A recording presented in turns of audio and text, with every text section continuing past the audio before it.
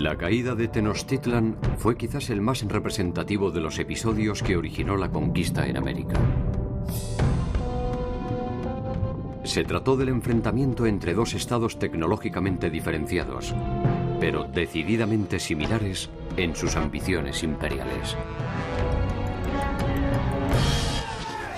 El célebre sitio de la ciudad fue en realidad el previsible desenlace de una historia que desató ingenio, coraje, venganzas, encuentros y traiciones. ¿Cómo se produjo la caída de la ciudad más bella de América?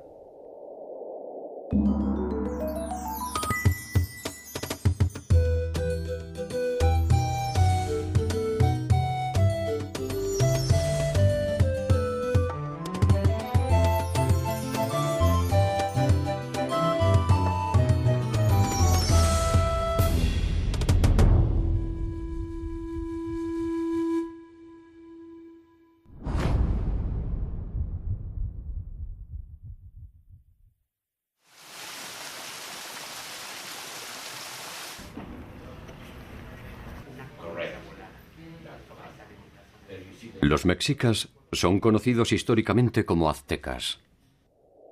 Vivieron su esplendor en la ciudad de México Tenochtitlan y constituyen, junto a sus aliados Texcoco y Tlalcopán, la potencia hegemónica más importante de Mesoamérica hacia el 1500. Los límites de su territorio, sin embargo, resultaban algo imprecisos. Nosotros estamos un poco acostumbrados a que si una nación domina a otra o un señor es dueño de un territorio, tiene un territorio continuo, ¿no? Y en el caso del México antiguo era muy diferente. En un determinado territorio podía haber poblaciones que dependían, uno de Texcoco, otro de Tlalcopán y otro de Tenochtitlan. Esta triple alianza fue, digamos, para los pueblos sometidos una amenaza constante. Constantemente también ellos trataban de rebelarse.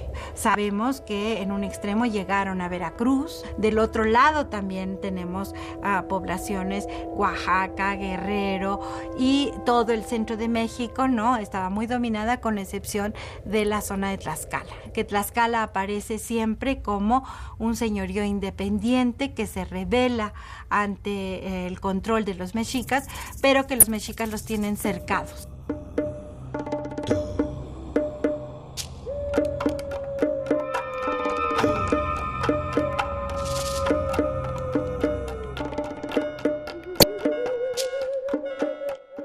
El líder supremo de los aztecas se conocía bajo la denominación de Huey Tlatoani, y no había evento, por pequeño que fuera, que le pudiera ser desconocido dentro de siempre imprecisos límites de su territorio. Más allá de sus ejércitos, la muestra más contundente del poderío mexica fue sin lugar a dudas la ciudad de Tenochtitlan.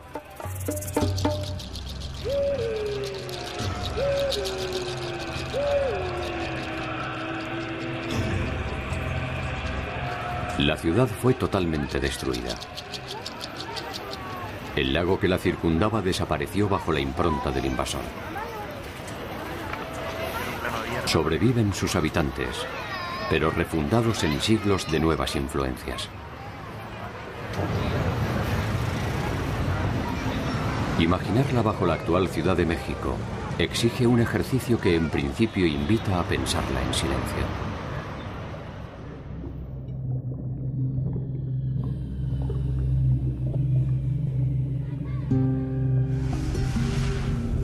Durante el día crepitarían los fuegos en los patios de los hogares. El olor del humo se escurriría entre sus calles y canales. Los pájaros se presentarían alertas en los alrededores de huertos y sembradíos. Decenas de miles de canoas saludarían el inicio del día para concentrarse poco a poco en la zona del mercado.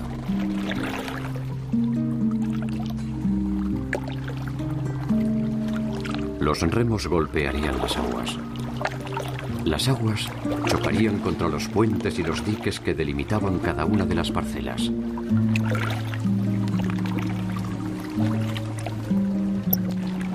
El mercado de Tlatelolco se erizaría de demandas y ofertas en su maroma de intercambios.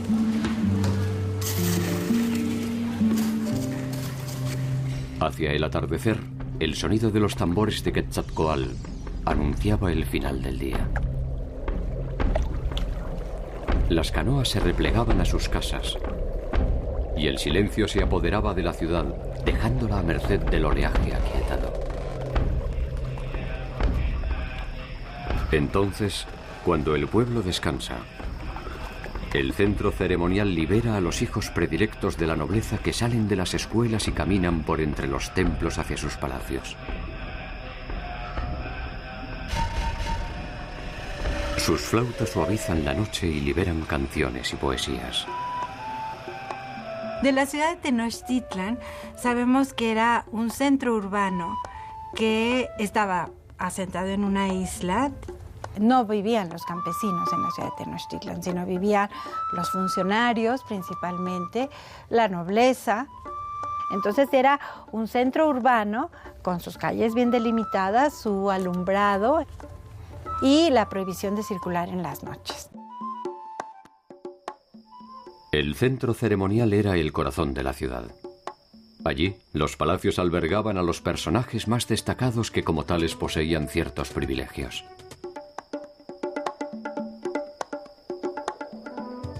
La nobleza tenía toda esta serie de privilegios de poder circular por todos los espacios sin grandes limitaciones, pero el pueblo común sí tenía estas restricciones.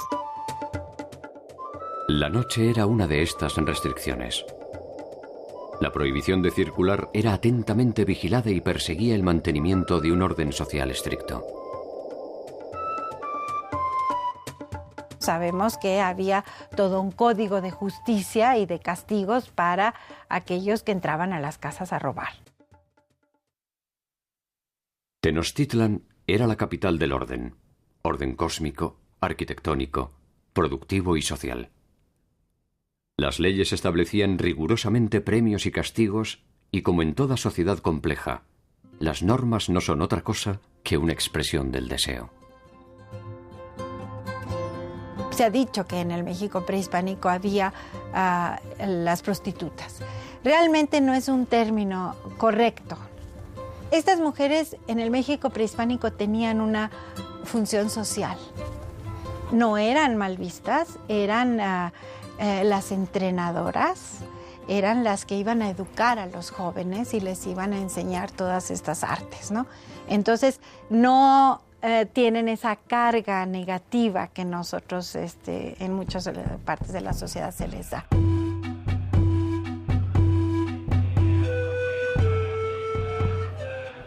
La entrada al centro ceremonial para la gente común solo era posible en ciertas ceremonias en rituales que compartía el conjunto de la población.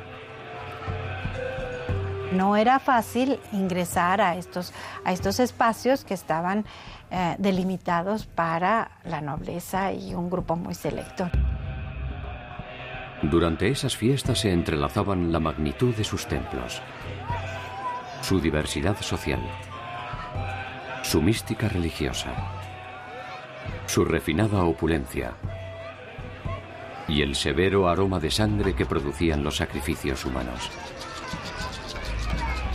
Este ritual, pues tan fastuoso, digamos, era una manera de también tener controlada a la población, impresionada ante estas celebraciones, que cuando lograban entrar al recinto del Templo Mayor para estas celebraciones, pues debió de haber sido un espectáculo muy impresionante para el pueblo común.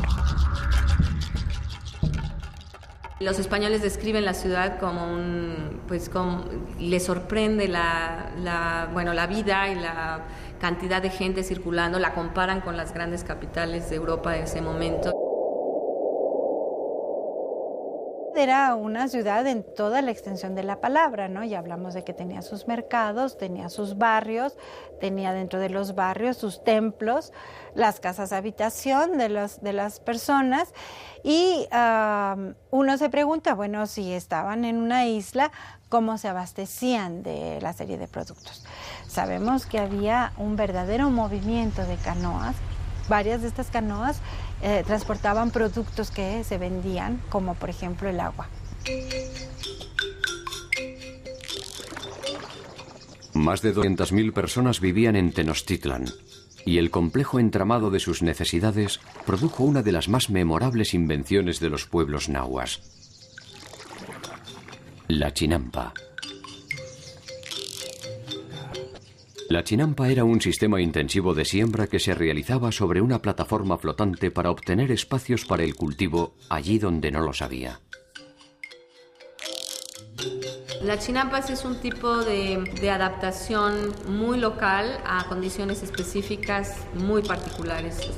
La chinampa lo que permite es un método para ganarle tierra al lago. El lago, según la descripción de los españoles, no llegaba más arriba del medio muslo metido, aunque había grandes capas de lodo inferior. Lo que hacían los indígenas, y lo siguen haciendo, por ejemplo, en Xochimilco actualmente, es cortar vegetación natural, plagas que crecen en el lago, le llaman cinta, la cortan en la forma en que quieren hacer la chinampa, generalmente rectangular, algunas como peines, etcétera. Y después le van con un cucharón de madera, cogen fango del fondo del lago y se la acumulan arriba de esta capa de vegetación muy enredada que crece naturalmente en el lago. Luego le ponen otra capa de vegetación, otra capa de lodo, otra capa de vegetación, otra capa de lodo, hasta que llegan a tener una profundidad suficiente que el colchón que están haciendo de vegetación y lodo sobrepasa el nivel del lago. Y lo que tendrían es un colchón de material orgánico en porción, húmedo, que no necesita riego porque todo lo adquiere por porosidad, donde las plantas serían sembradas en la parte superior. Las chinampas de Xochimilco han sobrevivido al paso del tiempo. Hoy los canales muestran la maravilla de una obra que continúa operativa. Allí siguen germinando los mismos frutos que fueron hijos de aquellos que sembraron los aztecas. Bastante, híjole. Huele muy rico. Lo que sabemos es que las chinampas al final, en la época azteca, ya no se dedicaban a la producción de comida. Eran requeridas o para cultivos que tuvieran necesidad de altísimo índice de humedad, como el tomate, o bien para flores y para cosas que se usaban más bien en el ritual y no tanto en la primera necesidad o en la comida diaria. Uno puede imaginar esos jardines perfumando los ambientes en los templos, adornando puentes y caminos. Puede pensar en los ojos de los extranjeros subyugados por tanta belleza mientras son conducidos hasta el mismísimo Templo Mayor. De los edificios que más fascinación causó a los españoles cuando visitaron la Ciudad de México o cuando entraron a la ciudad de Tenochtitlan eran los palacios reales, que por supuesto eran las habitaciones más elaboradas de todo el imperio. Había cuartos donde se acumulaban los tributos, había cuartos donde se hacían grandes recepciones. Los aztecas no solo invitaban a los pueblos conquistados, sino también a los pueblos enemigos para mostrar todo su esplendor, el poderío que tenían y la gran capacidad de acumulación y de riquezas que concentraban.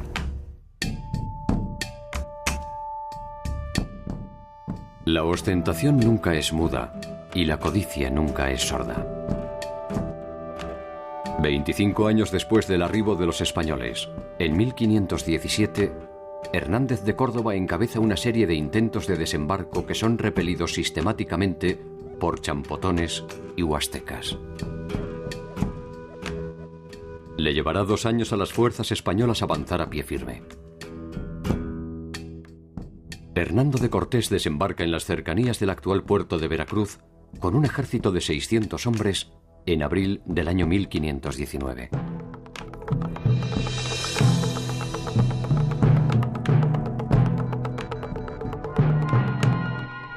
El Güey Tlatoani de Tenochtitlan es un personaje legendario. Moctezuma Xoyocotzin, o simplemente Moctezuma II. Moctezuma II es un personaje muy singular por varias cosas. Las fuentes nos dicen que él era un personaje muy religioso, que inclusive una gran parte de sus días, de su vida cotidiana, la pasaba en los recintos ceremoniales. Que además de ser un gran guerrero, esta religiosidad va a caracterizar mucho a Moctezuma II. Por eso muchas de las fuentes dicen que él pensó que esta llegada de los españoles era el regreso de Quetzalcóatl. El culto a Quetzalcóatl, la serpiente emplumada, es uno de los más antiguos de Mesoamérica. Quetzalcóatl es en ocasiones un dios, en otras un héroe y a la vez un hombre. El gran complejo de mitos de Quetzalcóatl se teje en el posclásico tardío. Estamos hablando de los últimos 200 años antes de que lleguen los europeos. Son los mexicas los que crean y bordan todo este complejo mito de Quetzalcóatl. Para ellos se apoya en una leyenda que se atribuye a los toltecas. Los toltecas desarrollaron su cultura en torno a la ciudad de Tula. Quetzalcóatl, uno de sus gobernantes, condujo la ciudad con sabiduría y rectitud y suprimió los sacrificios humanos, despertando el recelo de sus enemigos. Uno de ellos, Tezcatlipoca, convenció a la hija de Quetzalcóatl para que lo emborrachara y lo sedujera. Quetzalcóatl tiene relaciones con su hija y al despertar, lleno de vergüenza por su falta, abandona Tula y se marcha hacia el este montado en una balsa de serpientes.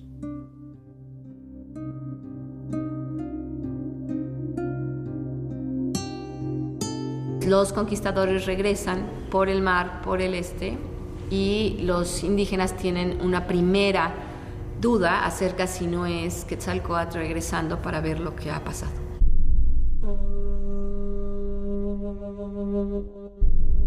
La hipótesis del regreso de Quetzalcóatl es uno de los tantos enigmas que tuvo que descifrar Moctezuma ante la presencia española en la costa del Golfo.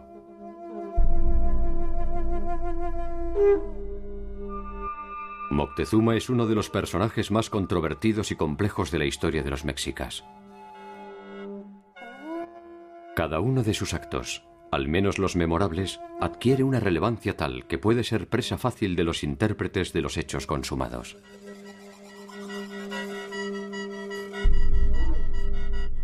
Convivieron en él con suerte variable el sabio, el estratega, el místico, el guerrero y trágicamente el hombre. Este último fue quien debió tomar las decisiones más trascendentes. La primera de ellas, determinar quiénes eran los llegados del mar. Eran unos hombres o unos seres de cuya existencia no habían tenido ninguna noticia previa, que venían en unos barcos o ellos los llamaban casas en el agua, que ellos desconocían completamente y que de alguna manera no tenían un lugar dentro del esquema del mundo que los pudiera explicar. Moctezuma y en general los gobernantes del imperio Culhua Mexica parecen haber debatido estas diferentes opciones. Y cuando tuvieron noticias de la llegada de Cortés a las costas de Veracruz, decidieron enviar una embajada para recibir a estos recién llegados y para tratar, sobre todo, yo creo que el principal objetivo de la embajada era averiguar cuál era la naturaleza de los recién llegados. Esta embajada de incertidumbre desembocó trágicamente en la certeza española. Hernán Cortés sabía ahora que Tenochtitlan era tan poderosa como lo había imaginado, y tan rica como lo podía llegar a imaginar. Los embajadores llevaban equipo, o iban equipados para resolver este dilema. Por un lado, llevaban una serie de regalos que eran trajes de diferentes dioses. Y además llevaban regalos propios para hombres. Les presentaron víctimas sacrificiales, porque en la creencia mesoamericana los dioses se alimentaban con el corazón de las víctimas sacrificiales. Y los españoles se negaron a a que se realizara el sacrificio y se negaron a comer el corazón. Sobre todo, bueno, lo que más les interesó a los españoles fue el oro que venía contenido en varias de las máscaras y de las ofrendas que les llevaron. Recibieron todos los regalos, pero no los recibieron de una manera que fuera comprensible para los mexicas dentro del esquema que ellos habían construido para explicar a los españoles. No eran ni tan hombres ni tan dioses. La embajada solo produce más confusión a Moctezuma y a la nobleza mexica. Lo que sucedió es que la élite gobernante mexica se dividió. Al Moctezuma y la gente cercana a él pensaban que los españoles eran probablemente dioses, o si no, seres muy poderosos, hombres muy poderosos que podían destruir a los mexicas. Y por lo tanto lo que buscaron fue una estrategia de negociar con ellos y de procurar evitar una confrontación directa con los españoles. Mientras que desde un principio hubo otros sectores de la élite mexica que consideraron que eran hombres y que por lo tanto podrían ser vencidos militarmente por los mexicas, que después de todo eran la mayor potencia militar. ¿Fue Moctezuma un traidor a su pueblo? ¿Fue acaso un repentino cobarde? ¿Previó quizás el final fatal e irreversible que se avecinaba e intentó un camino menos obvio que el de la simple violencia?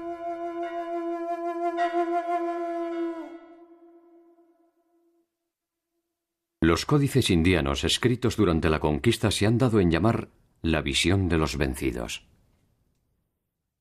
Allí se refiere la aparición de una serie de presagios funestos que se manifestaron desde 10 años antes de la llegada de los españoles. En ocasiones, los presagios sirven para anticipar lo que vendrá. En ocasiones, para intentar dar una respuesta a lo que está pasando. Si esto fue así, es probable que el mismo Moctezuma o sus augures hayan sido los creadores de los propios fantasmas que los devoraron.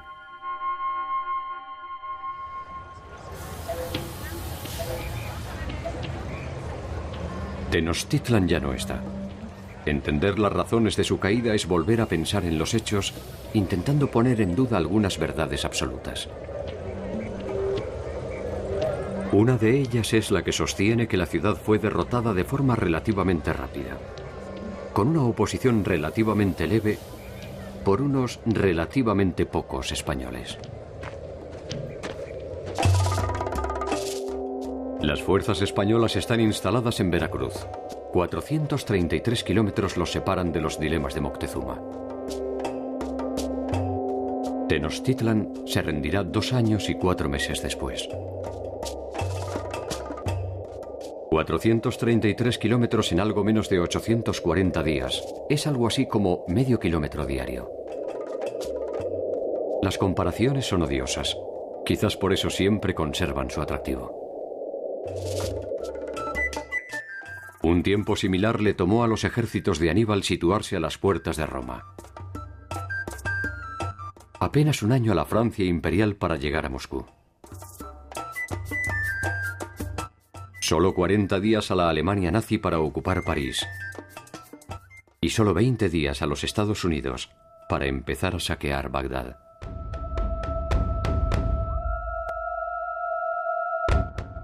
Según refieren los cronistas españoles, el ejército que venció a los mexicas estaba compuesto por 200.000 tlaxcaltecas, 40.000 más entre los de Huecotchingo, Cholula y Chalco, 900 españoles, 80 caballos, más de 100 escópteros y ballesteros, 15 cañones y 13 bergantines.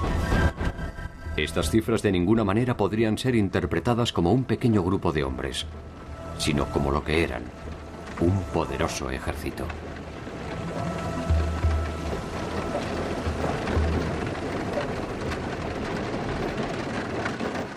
Champotones, huetcochingos y totonacas vivían sojuzgados por el poder de los mexicas. La llegada de los españoles se les presenta como una oportunidad para liberarse de Moctezuma y las cargas del tributo azteca. Cortés supo que ahí tenía una oportunidad político-militar clave, que era jugar entre las rivalidades que podían existir entre los diferentes grupos indígenas que había en Mesoamérica. La decisión tampoco resulta fácil para los pueblos sometidos. Pese al evidente poder de los españoles, someter a Moctezuma exigirá algo más que un conjunto de pueblos enojados. Una de las primeras decisiones que toma Cortés, asesorado por los Zempoaltecas, es dirigirse primero a Tlaxcala, porque le informan que los tlaxcaltecas son los principales enemigos de los mexicas y que con ellos puede establecer una alianza.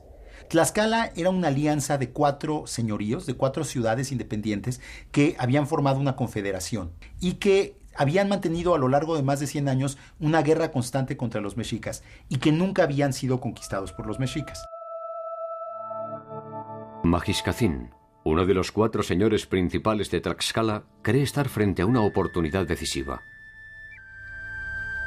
Una alianza con los españoles le permitiría acabar con los mexicas. Xicontencatl el joven, el más aguerrido de los príncipes tlaxcaltecas, descree de la condición divina de los españoles y entiende que, como a cualquier invasor, solo le cabe sentir el peso de las armas. Su posición se impone en el consejo y se decide enfrentar a las tropas de Cortés. Cuando supieron que los españoles, acompañados por los zempoaltecas, venían hacia su tierra, lo que ellos decidieron fue enfrentarlos militarmente para ver qué tan fuertes eran, para ver si los podían vencer, y entonces, con bastante astucia, organizaron una guerra indirecta. Es decir, hicieron que los que atacaran a los españoles fueran vasallos suyos, otomíes, que hablaban una lengua diferente y que pertenecían a pueblos distintos, al mismo tiempo que ellos establecían contactos diplomáticos con los españoles. La victoria sobre Tlaxcala resultará decisiva para los planes de Cortés, tanto desde lo militar como desde lo simbólico. La batalla entre los otomíes y los españoles duró varios días. Fue una batalla muy fuerte. Y, de hecho, los españoles estaban a punto de ser derrotados por los indígenas, que eran mucho más y tenían mucho más fuerza que ellas. Y en la última noche de la batalla, desesperado, lo que Cortés decidió hacer fue atacar una ciudad que estaba relativamente cercana al campo de batalla durante la noche. En la tradición mesoamericana nunca se atacaba de noche y nunca se atacaba a una población civil sin ninguna advertencia previa. Entonces, al romper 2 de las reglas fundamentales de lo que era la guerra en Mesoamérica, lo que Cortés demostró es que los españoles eran capaces de una violencia militar tal que era imposible de alguna manera derrotarlos. La guerra no era como nosotros tenemos la guerra, de que llegan y acaban con todo. Había todo un protocolo previo para la guerra. Cada mañana, antes de iniciar un combate, una delegación tlaxcalteca se acercaba al cuartel general de los españoles para proveerles alimento y bebida. Magiscacín insiste en establecer una alianza. Xicontencatl cree que la victoria todavía es posible. En los llanos de Tecoatzingo, los tlaxcaltecas libran una última y decisiva batalla. Francisco Cervantes de Salazar, en su Crónica de la Nueva España, se refiere al más grande ejército mesoamericano desplegado a campo abierto. Por venir pintados con vixaixaguas parecían demonios, traían grandes penachos que campeaban a maravilla, traían ondas, varas con aminto que pasaban una puerta. Era el arma que más temían los nuestros, lanzas, espadas de pedernal, arcos y flechas sin hierba. Nunca españoles vieron en campo tan hermoso ejército y tan grande después que las Indias se descubrieron, porque los mexicas nunca salieron a campo. Los señores tlaxcaltecas sin intermediarios pueden observar el desempeño de los españoles. Sus sólidas armaduras, sus armas de fuego, sus feroces perros y esas temibles bestias que montan y a las que dominan a su antojo. Hay bastante literatura acerca de que los indígenas, igual que se espantaban frente al tronido de los cañones y de los arcabuces, en un principio se espantaron mucho al ver a los animales que no conocían. Sobre todo cuando bajaban de estas bergantines a los puertos los españoles subidos en sus caballos. En las descripciones que, por ejemplo, recibe Moctezuma hasta el centro de México de sus espías en la costa que ven a los primeros españoles, es que son seres que son uno solo, o sea, el conquistador y el caballo, y sí les tienen enorme miedo por su total desconocimiento de la naturaleza específica del caballo. Los perros de pelea, por ejemplo, son muy agresivos, habían sido entrenados para morder, y los indígenas les tienen gran pavor porque, bueno, eso sí es un arma muy efectiva cuando hay enfrentamientos entre españoles y indígenas. Los tlaxcaltecas no fueron un pueblo que se entregara cobardemente al extranjero a la primera ocasión, sino midieron la fuerza del extranjero y decidieron que el camino más racional para ellos, para lograr mantener su supervivencia política como pueblo, era aliarse con esta fuerza, y sobre todo vieron en los españoles la oportunidad de vencer a su enemigo histórico, que eran los mexicas. Cortés y su multitudinario ejército llegan hasta la ciudad de Cholula, aliada de Moctezuma. La ciudad consagrada a uno de los principales dioses mesoamericanos, Quetzalcóatl. Según cuentan los españoles, cuando llegaron a Cholula, les fueron avisados que iban a ser atacados a traición al día siguiente. Y entonces ellos decidieron atacar primero. Y entonces rodearon la plaza principal de Cholula junto a la pirámide de Quetzalcóatl y masacraron a todos los que estaban en la plaza en ese momento.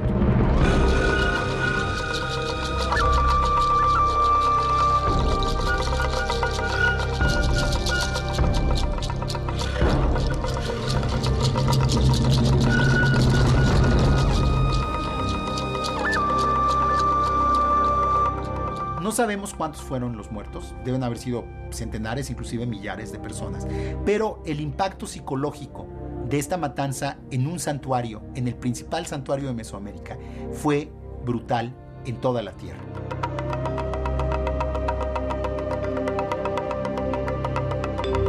Finalmente, Cortés llegó a la Ciudad de México en noviembre de 1519 y ahí fue recibido formalmente por Moctezuma. Las descripciones que tenemos del encuentro son ambiguas. Según las crónicas indígenas, Moctezuma recibió a Cortés como un visitante distinguido y lo invitó a pasar a su ciudad. En cambio, Cortés afirma claramente que Moctezuma se sometió formalmente a los españoles en el momento de recibirlos. No hay indicios claros de que Moctezuma y los mexicas se hayan sometido a los españoles de esa manera, porque realmente no tenían razón para hacerlo. Moctezuma debería afrontar en el encuentro la primera de las afrentas personales. Su bella ciudad, sus puentes inexpugnables, se abren no solo para recibir a los españoles. Los españoles entraron a la Ciudad de México y entraron acompañados de estos otros indígenas que eran sus aliados, los cempaltecas y los tlaxcaltecas, lo cual, desde luego, para los mexicas fue una humillación terrible, porque era recibir en su propia ciudad a sus peores enemigos, los tlaxcaltecas, ¿no? Alojado con honores en el centro ceremonial de Tenochtitlan, Moctezuma no tardaría en recibir una segunda afrenta. Cortés lo confina como rehén en su propio palacio como garantía de su seguridad. Moctezuma acepta la decisión y de ahí en adelante será un huésped de honor en su propia casa. Las razones son todavía un enigma inexplicable.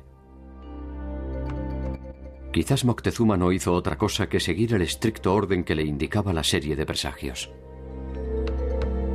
Tal vez solo intentaba ganar tiempo para terminar con los españoles.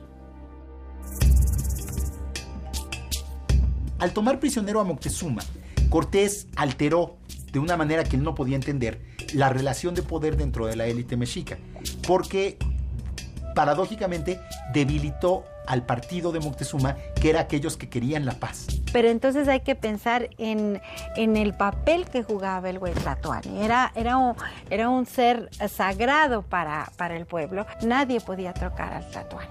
Inclusive no le podían ver directamente. Había una un descontrol de los indígenas de ver que Cortés lo tocaba y lo abrazaba y lo jaloneaba. Digo, ¿qué era eso, no? Entonces, realmente yo creo que el papel de Moctezuma fue muy difícil, ¿no? Fue un momento realmente pues dramático para él, ¿no? Y para toda la nobleza indígena. Lo que se creó fue una situación de parálisis o un impas político-militar entre los españoles y los mexicas. Por un lado, los españoles estaban en la Ciudad de México y ellos creían que habían logrado el sometimiento de los mexicas. Por el otro lado, los mexicas habían tenido que recibir a los españoles y estaban esperando la ocasión para ver cómo podían librarse de ellos.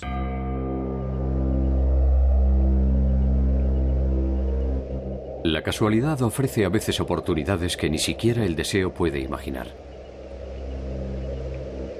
Los mexicas desean que Cortés abandone la ciudad y Cortés debe viajar con urgencia a Veracruz para resolver problemas de competencia con sus superiores. Uno de sus capitanes, Pedro de Alvarado, queda al mando durante su ausencia. Es la oportunidad de recuperar la ciudad. En mayo se iba a realizar una gran fiesta religiosa en honor a Tezcatlipoca y a Huitzilopochtli. Y entonces los mexicas decidieron hacer en esta fiesta una gran demostración de la fuerza de los mexicas, no en términos militares, pero en términos pues simbólicos, ¿no? Reunir a todos los jóvenes de la ciudad y demostrar el gran número que eran y su lealtad a sus dioses. Los tambores suenan en la cima de los templos. Los jóvenes ataviados inician sus cantos en honor a Huitzilopochtli y Tezcatlipoca. Alvarado, que había autorizado la celebración, comienza a temer que la fiesta no es más que una excusa para atacarlos y se adelanta. Ataca la Plaza Mayor y produce una nueva matanza. El impacto fue brutal, ¿no? Porque fue un ataque otra vez contra una población desarmada y fue un ataque pues que realmente debilitó seriamente a los mexicas porque mató a los jóvenes guerreros. Los mexicas en esa misma noche iniciaron un ataque contra los españoles y los siguientes 20-30 días mantuvieron sitiados a los españoles en el palacio en una guerra constante. Pero al parecer Moctezuma salió a tratar de apaciguar al pueblo mexica. Pero obviamente pues, después de la matanza los mexicas ya no estaban dispuestos a escuchar a Moctezuma y Moctezuma había perdido cualquier autoridad política o moral sobre ellos y según las versiones españolas los propios mexicas le aventaron piedras a Moctezuma y lo mataron con las piedras. Otras versiones afirman que fueron los mismos españoles los que ultimaron a Huey Tlatoani. No hay tiempo siquiera para llorarlo. De nada vale que los españoles les entreguen el cuerpo de Moctezuma a los mexicas. La pompa o el escarnio pueden esperar.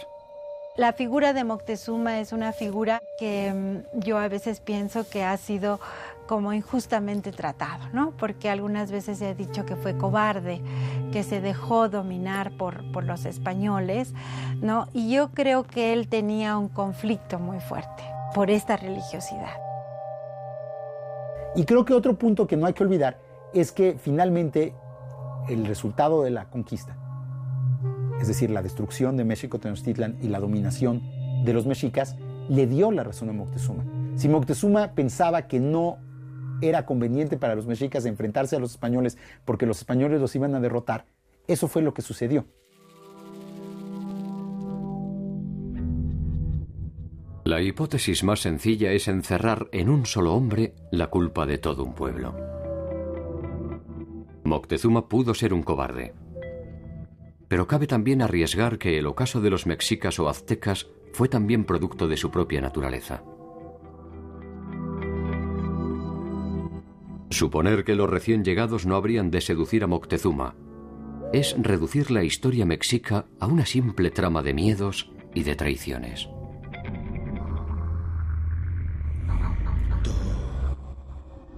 Cuando los mexicas erigieron Tenochtitlan, eran aún vasallos de otros señores. Escondiendo su modesto pasado, reescribieron su historia, adquiriendo parte del ropaje de las culturas que los precedieron. Fueron un poco mayas, un poco toltecas. Fueron teotihuacanos y también olmecas.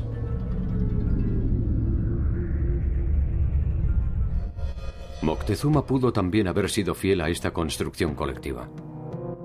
Quizás solo quiso aprender, vencer y cambiar, tal cual lo hicieron los antiguos tlatoanis. No sabremos jamás si solo esperaba reescribir su propio tiempo.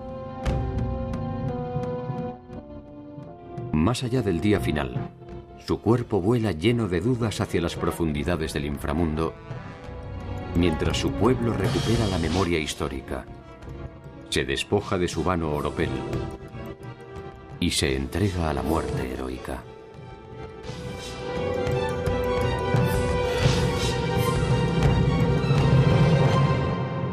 Por primera vez desde que se inició la invasión, los mexicas han recuperado la iniciativa y el control de la ciudad. Cortés retorna a Tenochtitlan sin saber lo que ha sucedido durante su ausencia. Al ver regresar a Cortés, los mexicas decidieron dejarlo pasar a la ciudad, porque pensaron que iba a ser más fácil derrotarlo con los demás españoles dentro de la ciudad que enfrentarse con él fuera de la ciudad. Entonces Cortés se pudo reunir con los españoles sitiados y después de unos días de batallas infructuosas, decidió que la única salida que tenían era huir de la Ciudad de México. Tenochtitlan era una fortaleza flotante conectada a la tierra por una serie de calzadas que hacían de puentes. Sobre ella, hoy se alza la imponente Ciudad de México. Los puentes que comunicaban el islote con la tierra firme han sido sepultados por otras calles. Una de ellas es la actual calzada de Tacuba, la ruta elegida por Cortés para huir de la ciudad. Que era la que salía de la ciudad de la Tenochtitlan hacia el oeste, hacia la tierra firme. Por ahí trataron de escapar los españoles. La Noche Triste, en la famosa repliegue de la Noche Triste, por ahí salieron y por ahí fueron perseguidos por los aztecas. Los españoles huyen en medio de la noche con una módica versión de su conquista. Apenas el oro que pueden cargar en sus alforjas. Muchos se hunden en los puentes, arrastrados por el peso del saqueo. Por primera vez los mexicas combaten en la noche. Su bautismo de fuego no puede ser más exitoso. Casi la mitad de los invasores mueren en la retirada. A duras penas, los supervivientes abandonan Tenochtitlan perdiendo en el camino casi todo lo robado.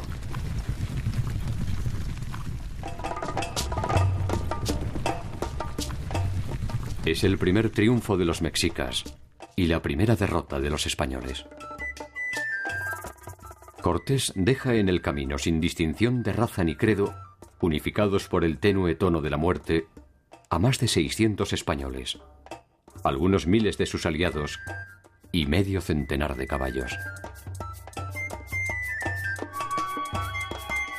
Huitzilopochtli, el dios de la guerra, tiene al fin su noche feliz. Su templo se regará con la sangre del invasor. Es un día de fiesta.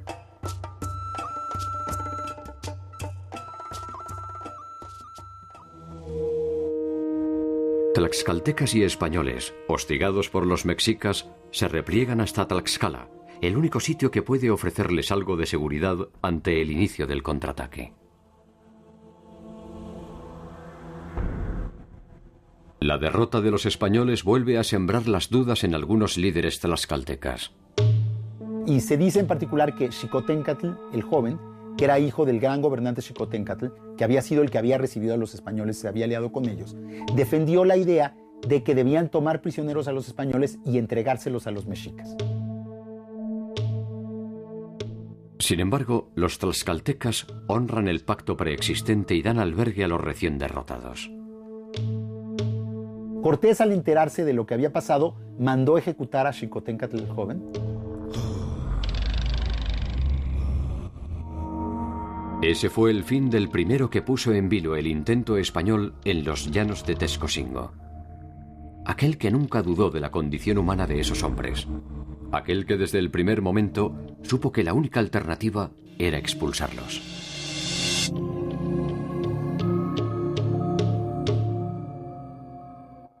Paradoja del destino.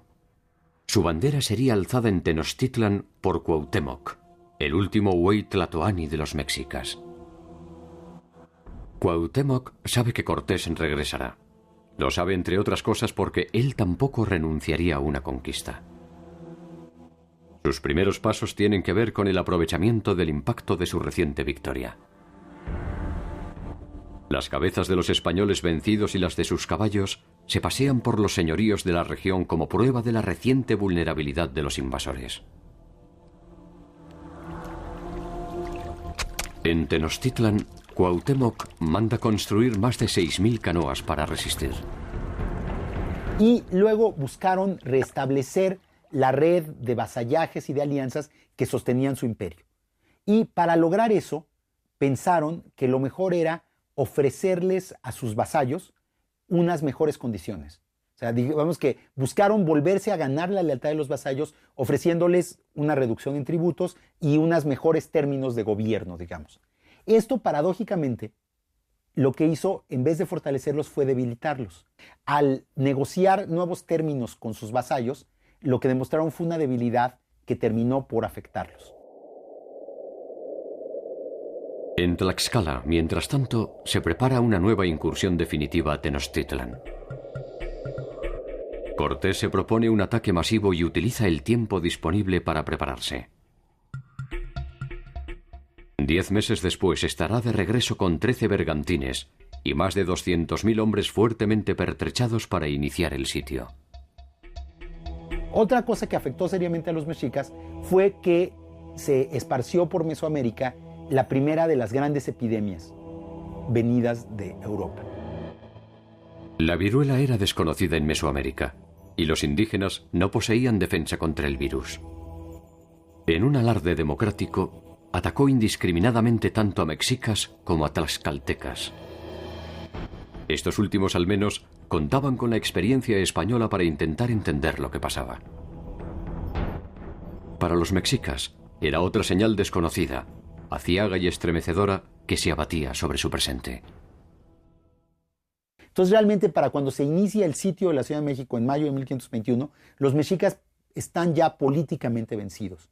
Lo único que resta es derrotarlos militarmente, y esto es lo que va a ser la última gran batalla de la toma de la Ciudad de México, que durará 3 meses. Cuauhtémoc recibe los primeros ataques en 3 puntos simultáneos. Los bergantines distraen las acciones de sus canoas. Los mexicas destruyen los puentes que permiten el ingreso a la ciudad. Los españoles los reconstruyen durante la noche. Los nombres de Xilacatzin, Soyexin y Temoxin, héroes de aquellas sangrientas jornadas, resisten aún los intentos de la historia que insiste en sitiarlos en el anonimato. Un ataque comandado por el propio Cortés es repelido y 50 españoles se suman a los 15 que ya fueron tomados prisioneros. Durante la noche los españoles son sacrificados. Sus gritos retumban en el cielo de Tenochtitlan y llegan hasta donde intentan dormir las dudas de los enemigos. La esperanza de una victoria breve se aquieta y el invasor espera que la ciudad se consuma por sí sola. La provisión de agua ha sido cortada y no hay cómo abastecerlos de alimentos. La peste se expande entre los canales y los muertos se amontonan en las calzadas. En uno de los numerosos ataques, Cuauhtémoc es sorprendido a bordo de una canoa y finalmente es atrapado. La resistencia cesa y los españoles y tlaxcaltecas disponen el saqueo de la ciudad.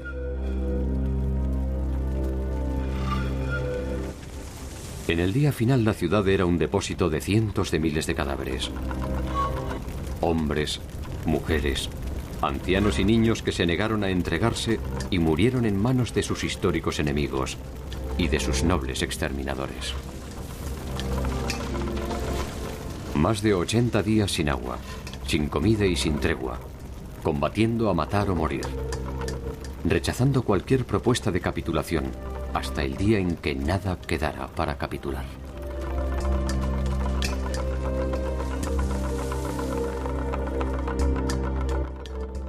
En 1525, 4 años después de la derrota, después de torturas e intentos de manipulación, Cuauhtémoc es ejecutado. Con él se va el secreto del tesoro que perdieron los españoles en su huida.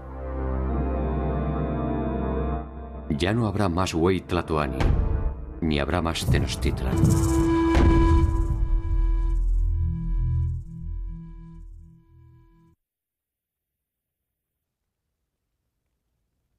La hipótesis de un breve paseo del invasor sobre un territorio que se doblegaba sin hostilidad es a todas luces una conveniente invención que beneficia a todos los interesados.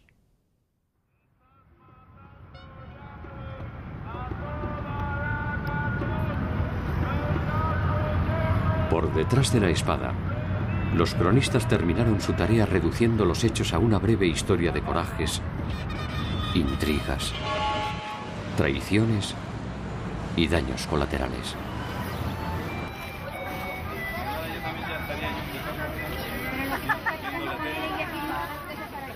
Sobre los restos de la ciudad cautiva se levantó una nueva menos cautivante.